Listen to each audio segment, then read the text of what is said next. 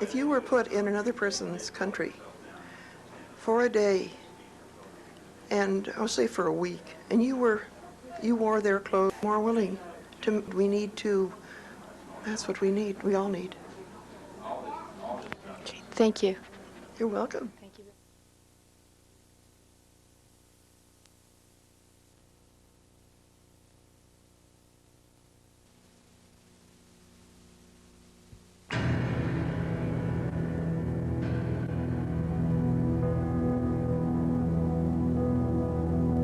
When the Exxon Valdez spilled her guts off Alaska's pristine shore, she belched black shame, spewing bitter blame for the faceless to ignore. But the Valdez trull with her single hull wasn't special or unique.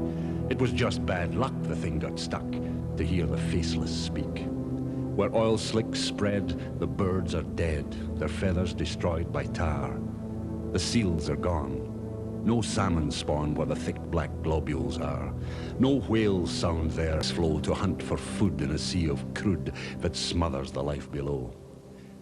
When you drive again through the mountain chain that makes this land so fair, look up in awe at the mackinaw made of trees that the mountains wear.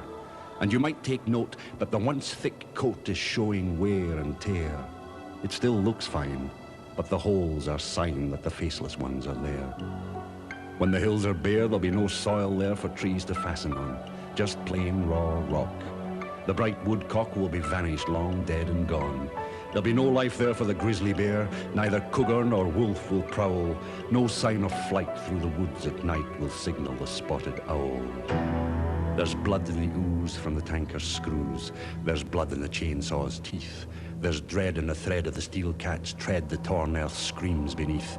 There's the breath of death in the pipeline's path and the strip mine's open sore. And the pulp mills sweat a cold, poisoned threat to our children that we can't ignore. There's contaminated salmon and poisoned fish we were told were safe to eat.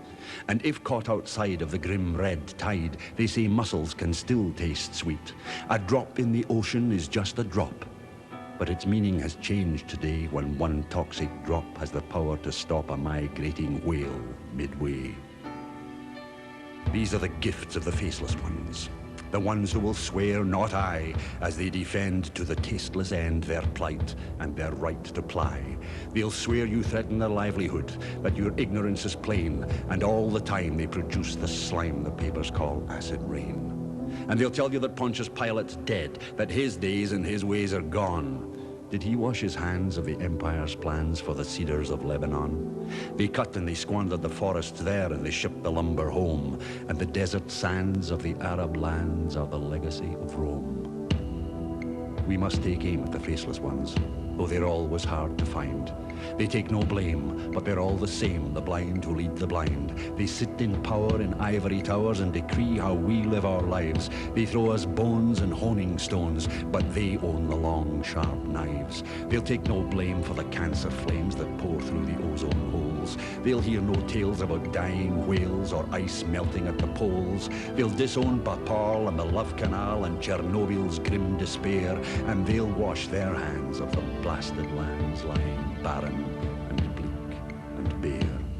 We must stand up to the faceless ones, the men who control the winds, the withered winds, the winds that soar and the winds that roar, the winds that destroy the trees. We must make them see the winds of change are stronger than all of these, for we have the right and the power to indict those leaders who won't take note. They must meet our need and listen and heed, for we have the power.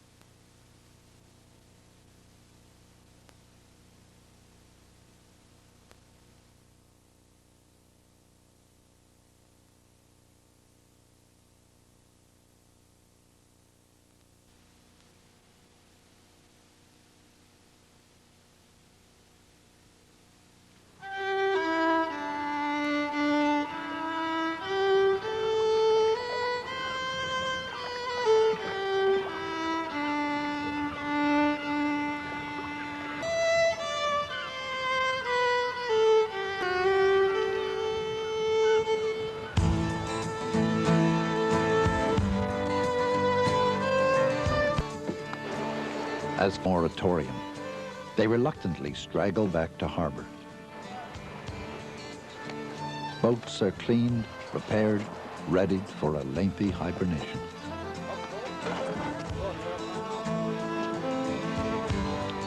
For 20 years on the water, you know, it's just hard to get into your head that you just can't go out anymore for 2 or 3 years. Not to fish cod, and that's our mainstay on the southern shore anyway, so we were born and bred on cod. It's all we ever caught. So to us, it's a blow. It's hard to accept. That's, you know.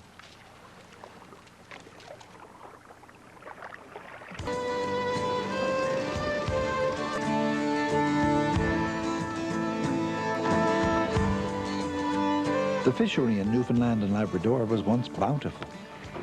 For generations, it provided a viable living for countless families. Many fishermen, such as Laurie Sullivan, sunk their profits back into the industry.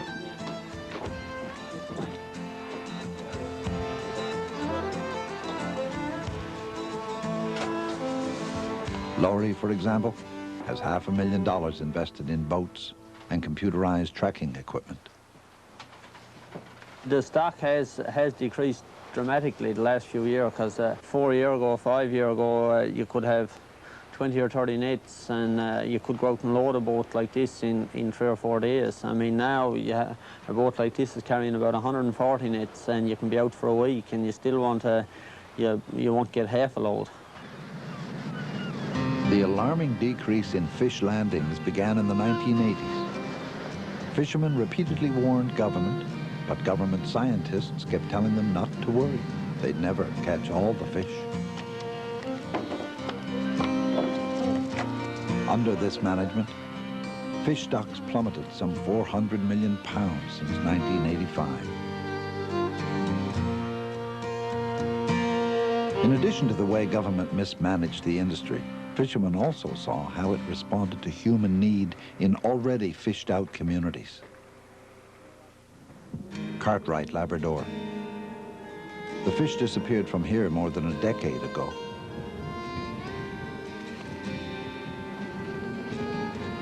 Instead of coming up with a long-term strategy and meaningful economic options for the community, government imposed the Make Work project.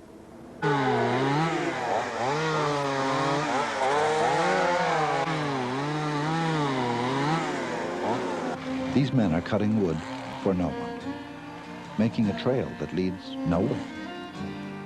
In order to receive unemployment insurance, this is how they spend their days. What are we doing? We're just cutting wood, more or less, just widening the trail. And you can't work. I mean, you can only, what you're doing, you're slaving, more or less. But still don't amount to nothing. I mean, what to do tomorrow? Nothing. Today we got this. I mean, next year, what have we got? Where's the next dollar going to come from next year? I mean, it ain't much for living, but it's either do or do without.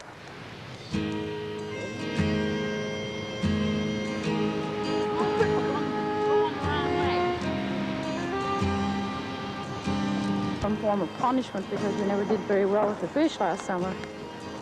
But Mr. Crosby, or whatever the heck his name is, John Crosby, when he said he'd make us comfortable, I guess this is what he meant.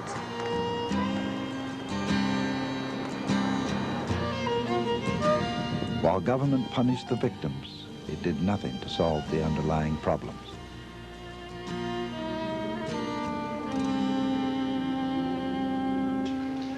Finally, the government took a step. In October 1991, with the fishery teetering on the brink of extinction, the government moved to protect diminishing fish stocks by slashing domestic quotas. But there was no effective action to curb foreign overfishing outside the 200-mile limit. Foreign fishermen had been ravaging the waters for years, exceeding allowable catches by hundreds of millions of pounds, particularly in the part of the Grand Banks called the nursery, because of the abundance of young fish congregated there. The legacy of government policy spelled trouble not only for the trawlers and inshore fishermen, but also for fish plant workers.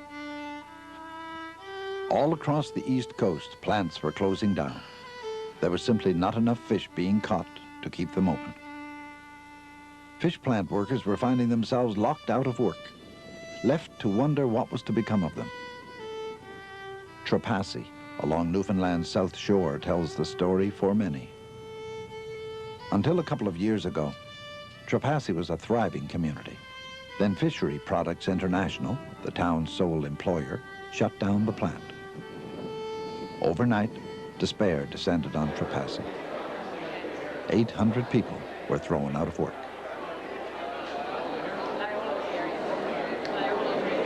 For 16 months, the residents of Trepassey and 15 surrounding communities waited for the government to act.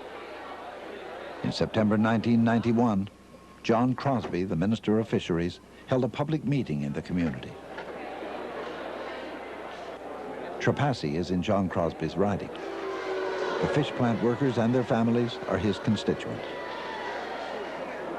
I don't want to arouse any false hopes or expectations. At the present time, the situation is that the plant is closed and there is no plan in effect for it to operate again.